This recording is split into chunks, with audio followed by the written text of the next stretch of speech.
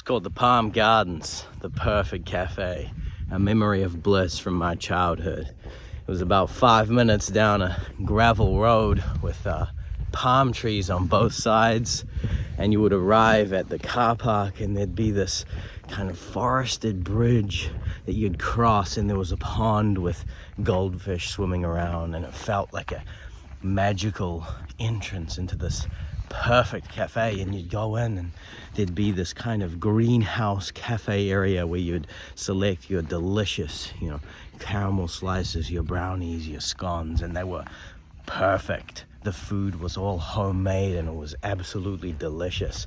And then you'd order your coffee and your scone or your brownie, and then you'd go and explore the gardens, and they were huge, and it was just this big forested area, and there'd be this path that would take you along to these secluded tables.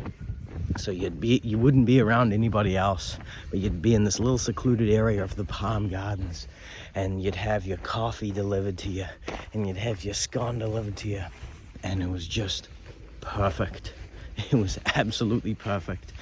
It was the dream cafe, and that established a very high bar for me in my life. And I love cafes. I'm a bit of a cafe enthusiast, and no cafe has come close to the Palm Gardens, not even close.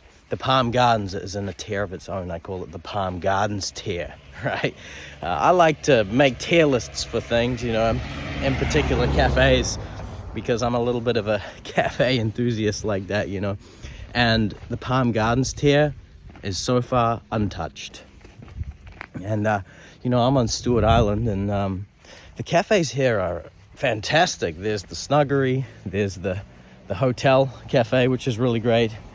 And then there's this kind of old butcher's cafe that I was just at. And,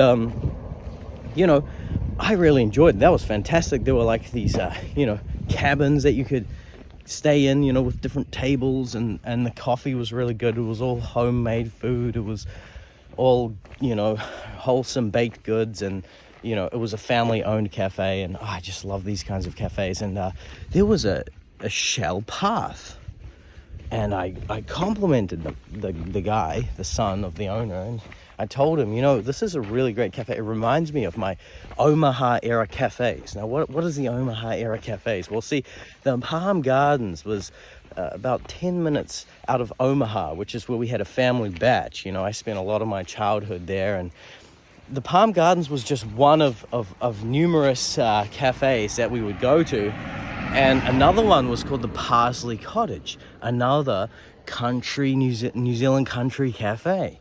And so we'd go to this place, and I distinctly remember the perfect melting moments. And, it was like in the middle of nowhere. It was on some farm, but it was this cottage cafe. Oh, it was just perfect. And it was like the ground was all shells. It was all shells. And it was some way from the beach, maybe about 5-10 minutes from the beach. But, the ground was shells, white shells.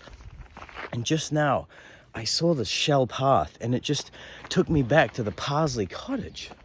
And I told the guy, I was like, this cafe really takes me back. I really love it. And so, yeah, what's the lesson from all of this? The lesson is that if you're traveling around New Zealand, go and seek out those wholesome, family-owned, beautiful country cafes.